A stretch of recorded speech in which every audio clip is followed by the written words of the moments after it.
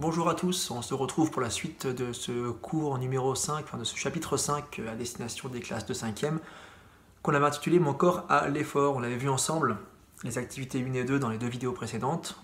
On va combiner dans celle-ci les activités 3 et 4, ainsi que le bilan global de ce cours.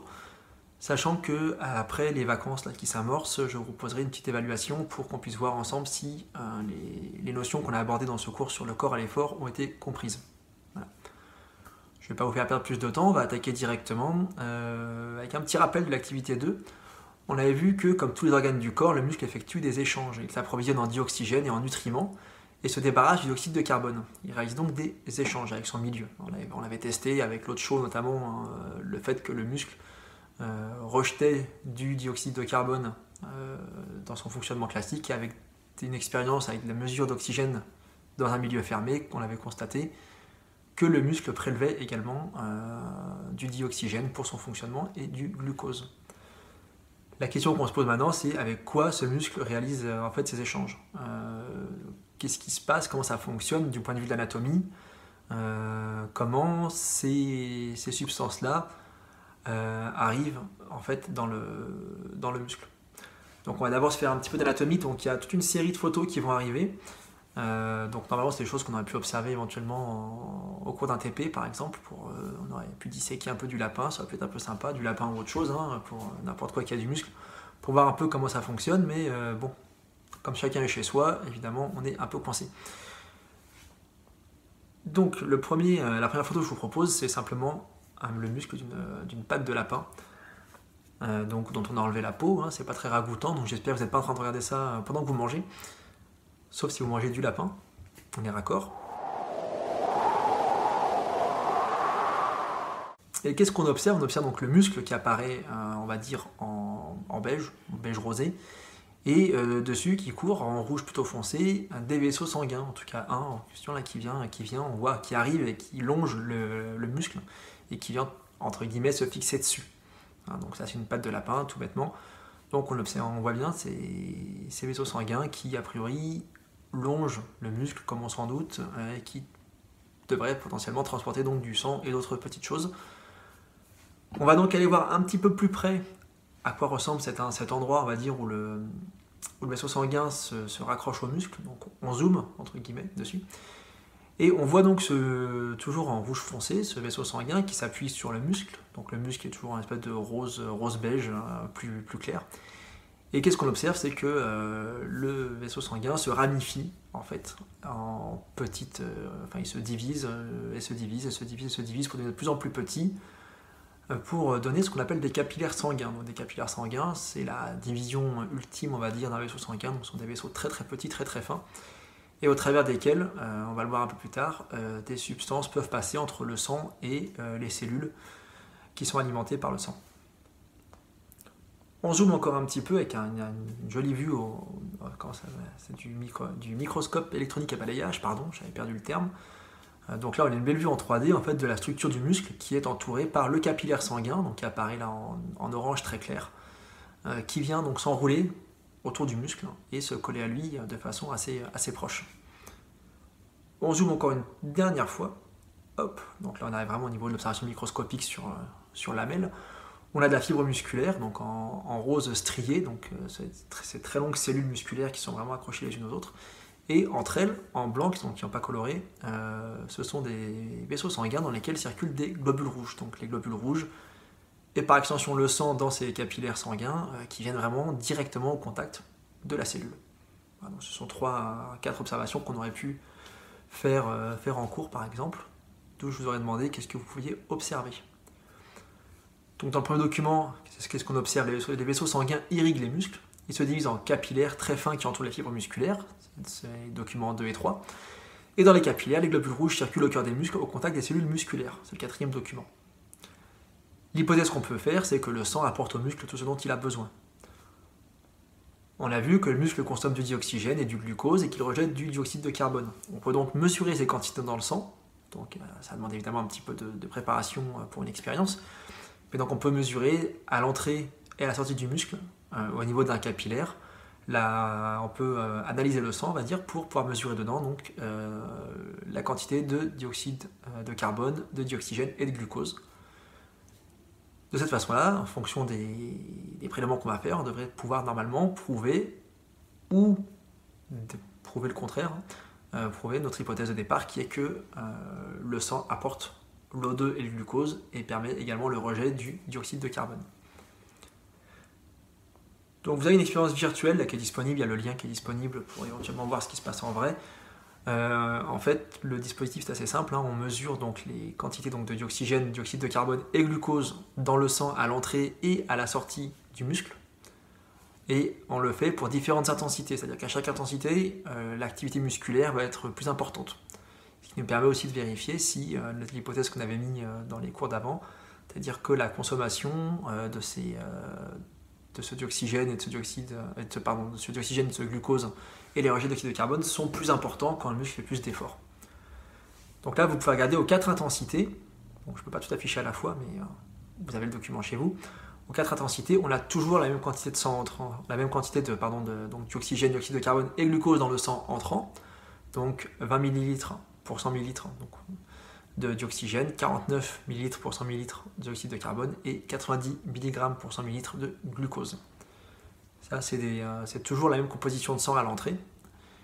Et en sortie, on se rend compte donc qu'on a des chiffres qui varient et qui vont aller dans le sens d'une augmentation de l'activité. Hop, j'avance un tout petit peu, pour qu'on ait un petit peu tout. En fait, à chaque fois que l'activité va augmenter, les chiffres vont être différents à la sortie. Donc on va essayer de regarder ensemble, d'analyser ces chiffres pour voir si on peut prouver notre hypothèse. L'exercice qu'on vous demande, encore une fois, c'est une activité qu'on aurait dû faire en cours, donc j'aurais dû vous laisser réfléchir, analyser le tableau vous-même. Évidemment, là en vidéo, je ne peux pas attendre avec un vieux blanc, il y en a déjà largement assez comme ça des blancs quand je réfléchis à ce que je vais dire. Donc je ne vais pas attendre là que chez vous, vous fassiez la démarche, vous pouvez mettre sur pause la vidéo, regarder éventuellement vous-même les tableaux, essayez d'en tirer vos conclusions. Moi, je vais continuer évidemment l'analyse. Donc, si vous êtes courageux, mettez sur pause, vous regardez un petit peu ce qui se passe et vous relancez la vidéo après pour vérifier vos résultats. Je doute que beaucoup de gens le fassent. Donc, en tous les cas, sinon, on continue ensemble et on compare la quantité d'oxygène et de glucose dans le sang entrant et dans le sang sortant. Donc, quand on compare, on fait il y a plus, moins, autant que. D'accord? C'est toujours des structures de phrases qu'il faut connaître qui nous permettent de comparer les choses.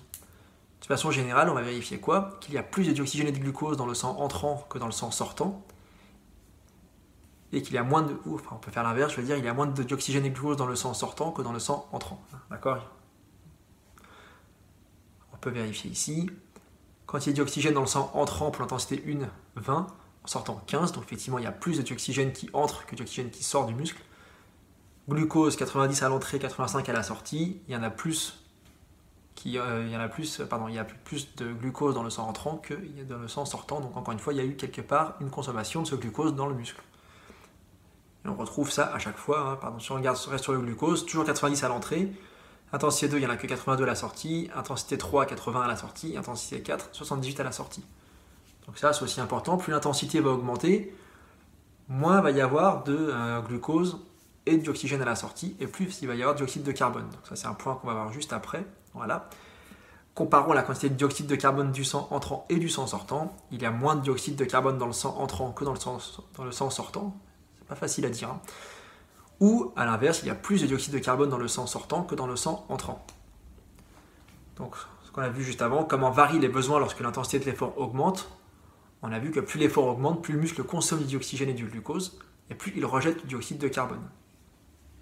Qu'est-ce que ça nous dit? Ça nous dit simplement que lors d'un effort, le muscle a besoin de plus d'énergie pour fonctionner, il doit donc produire davantage d'énergie, et pour cela, il a besoin d'une plus grande quantité de glucose et d'oxygène pour une réaction chimique qui se passe au sein du muscle et qui produit de l'énergie.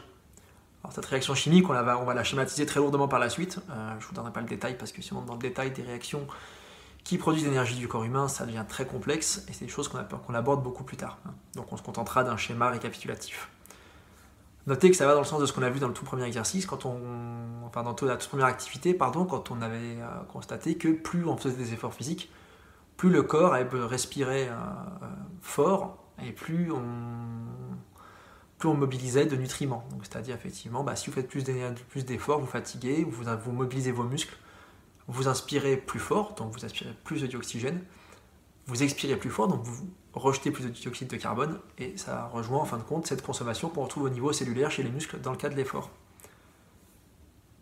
Le bilan de cette petite analyse d'anatomie, les organes sont richement irrigués par des vaisseaux sanguins, ça on l'a vu, qui se divisent en capillaires, donc qui se ramifient, et grâce à ces ramifications, les organes prélèvent en permanence dans le sang les nutriments et le dioxygène, ils y rejettent les déchets, dont le dioxyde de carbone. La consommation de nutriments et d'oxygène, ainsi que le rejet de dioxyde de carbone par les organes, varie selon l'activité de ces organes. Voilà. L'ensemble de ces paramètres qui sont amenés et rejetés par le sang varient, augmentent ou baissent en fonction de l'activité musculaire.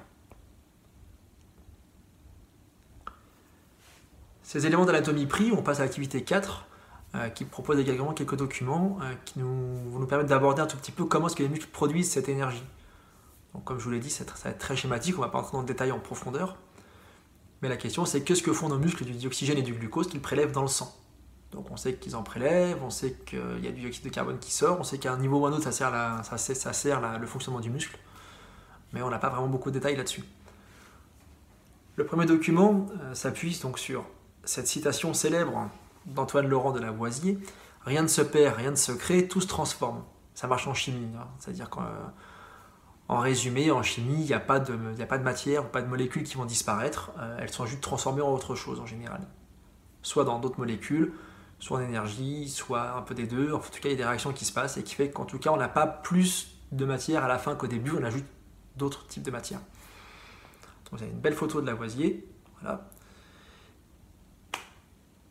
Et donc ce petit texte explicatif qui nous dit la chose suivante. L'énergie nécessaire au fonctionnement des organes, tiens, il y a une petite faute, regardez, tac, on va la corriger en direct, au fonctionnement des organes, provient d'une transformation. En effet, certaines réactions chimiques transforment des réactifs en un ou plusieurs produits, tout en libérant de l'énergie. C'est par exemple le cas de l'expérience de la combustion du glucose.